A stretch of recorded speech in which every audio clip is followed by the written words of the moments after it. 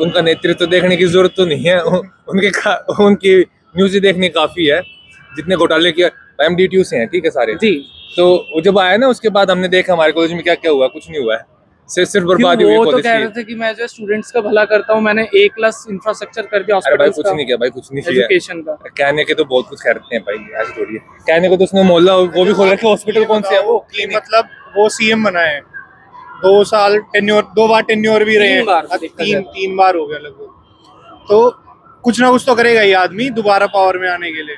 फिर उन्होंने ये बोला कि मतलब क्या क्या वादे किए उन्होंने कि मैं चलो स्कूल ठीक कर दूंगा, हॉस्पिटल्स ठीक कर दूंगा, ये सारी चीज।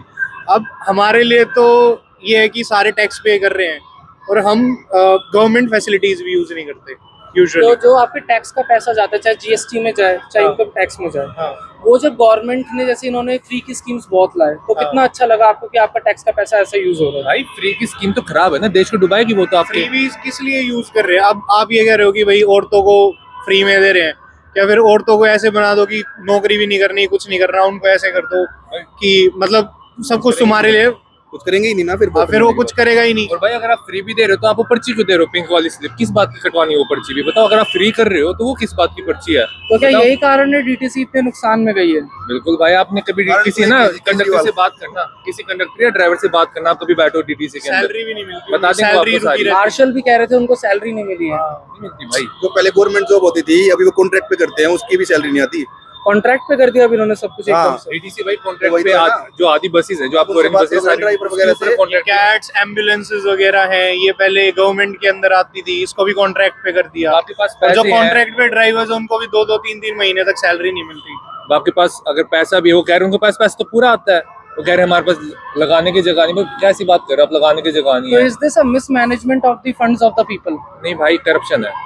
अच्छा। करप्शन है, अलग अलग नाम के ऊपर कुछ किया जा रहा है, बस यही है मेन। और मिसमैनेजमेंट भी है। अगर इन्होंने बोला कि मतलब मोहल्ला क्लिनिक्स बनाए हैं, तो एक तो मोहल्ला क्लिनिक एक मतलब इनकी जो मुहिम है ना, मुझे लगता है कि ये खाली वोट बैंक बनाने के लिए है। जो इन्होंने जितने भी काम करे हैं वो लोअर सेगमेंट्स ऑफ सोसाइटी था उसके लिए थे। फ्री वीज दे दिया, वोट्स मिल गए। फिर उन्होंने बिजली फ्री कर दी, पानी फ्री कर दिया, उनकी वोट्स आ गए। पहले इलेक्शन चलता था, उन्होंने देखा कि पहले हिंदू मुस्लिम की वो चल रही है, कांग्रेस बीजेपी के टाइम पे कि मतलब वो वाला वोटिंग चल रही है। फिर उन्होंने देखा कि एक ऐसा सेगमेंट ढूंढो जो बहुत बड़ा है जिसकी बात नहीं हो रही, तो उन्होंने लोअर सेगमेंट ढूंढा कि जो लोग झुग्गियों में वगैरह या जो लो अर्निंग पीपल हैं उनको पकड़ा कि इनकी हम फैसिलिटीज, इनको पक्का कर दो दिल्ली में आगे, उनके तो वोट्स उनको आप मिलेंगे। क्या बताना चाहेंगे कि जैसे आप कह रहे हैं कि उनको ज्यादा पता नहीं होता, तो क्या समझाना चाहेंगे आप उनको कि उनकी आंखें खुले? उनका यही है कि मतलब उनका ना मतलब ब्रॉडर दिखावा बंद करो और जनता के लिए काम उनका करो। ब्रॉडर पर्सपेक्टिव नहीं होता, वो लॉन्ग टर्म नहीं सोचते। अगर आप किसी भी लेबर मजदूर आदमी से बात करोगे, मिलोगे, आप घर में काम करवाओगे, उससे बात करोगे, उसका यही होता है कि आज की दिहाड़ी मिल गई, आज का मेरा खाने का हो गया, रात का ठर्रे का पौवे का हो गया काम। तो वो एक दिन का सोचता है ज्यादा, तो इन्होंने भी ज्यादा से ज्यादा 2 या 3 दिन का सोचता वो आदमी। उसके दिमाग में कोई चीज है ही नहीं, ना वो सेविंग्स का सोचता, ना वो फ्यूचर का सोचता, ना वो इन्वेस्टमेंट सोचता, तो ना जो वो इनका भरोसा था कि गरीब तबका इनको जिताएगा, क्या वही भरोसा इनको ले डूबा? देखो गरीब तबका क्यों वोट कर रहा था, वो इसलिए था क्योंकि इनको वो सारी फ्रीवीज मिल रही थी, ये सारी चीजें मिल रही थी। जब बीजेपी ने बोल दिया कि वो जो हमारी पार्टी पावर में आती है हम भी देंगे, ठीक है, और ये जो 2100 रुपए देने की बात की थी उन्होंने भी अपनी तरफ से कर दिया, तो सीधा स्विच आ गया। वो जितना वोट बैंक था उन्होंने फिर यहाँ कर दिया कि भाई हमें तो ये मिल रहा था, वो भी दे रहे हैं। कुमार विश्वास जी को तो आप जानते ही होंगे, हाँ, इनके हाँ। पुराने साथी थे। आज उन्होंने स्टेटमेंट दिए रिजल्ट के बाद कि जनता के विश्वास का आघात किया केजरीवाल ने, इस पर आप कितने सहमत हैं? सहमत है पूरी तरह से। अब ये देखो, स्टार्टिंग में जब इन्होंने अन्ना आंदोलन चला था तो अन्ना जी के साथ ये लगे थे, फिर तुम्हारा ये कुमार विश्वास जी थे, इनके साथ भी इनकी लड़ाई हो गई थी। तो उन्होंने बोला कि जिस पर्पस की वजह से हम लोग साथ में आए थे वो चीज तुमने करी नहीं, तू अपनी एक तरह से पर्सनल बेनिफिट के लिए तू अलग चले गया। तो उसकी वजह से वो लोग भी इनसे कट गए। और मतलब ओवर टाइम जब अगर तुम देखो सेम पर्पस के लिए अगर आदमी खड़ा हुआ है तो वो साथ देता ना तुम्हारे लंबे टर्म तक, पर वो साइड हट गए। तो हमें पता था कि मतलब वो उनके बहुत ज्यादा खास है, कितने जी, सालों जी। के दोस्त हैं केजरीवाल जी के। तो जब ऐसे लोग छोड़ते हैं, क्या बताता है आदमी के बारे में? वो बता ही देता है कि मतलब आगे कुछ है, पीछे कुछ है, मन में कुछ और है और प्रोमिसेस कुछ और किए जा तो रहे हैं। इस बार का ये रिजल्ट जनता ने केजरीवाल को सही जवाब दिया आपके हिसाब से? हाँ सही दिया बिल्कुल। बिल्कुल सही दिया है और ऐसा ही होना चाहिए इनके साथ। अभी देखो वैसे भी अगर केजरीवाल दिल्ली से जा पाता तो इसी साल जा पाता, नेक्स्ट टर्म तो मुश्किल हो जाता क्योंकि एक पक्का सा हो जाता वो यहाँ। तो वही है, सिसोदिया जी भी हार गए, बाकी के उनके नेता भी पीछे चल रहे हैं, बस आतिश ही जीते हैं। तो ये क्या दिखाता है कि सारी सरकार पर भरोसा उठ चुका है लोगों का।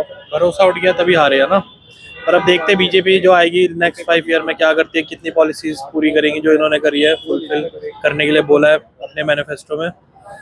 तो एज यूथ आपके हिसाब से आपके फ्यूचर के लिए, प्रेजेंट के लिए और फ्यूचर के लिए केजरीवाल जी ने जो वादे करे थे, जो काम बोले थे और जो उनसे उम्मीदें लगाई हुई थी, वो कितने खड़े उतरे उन पर?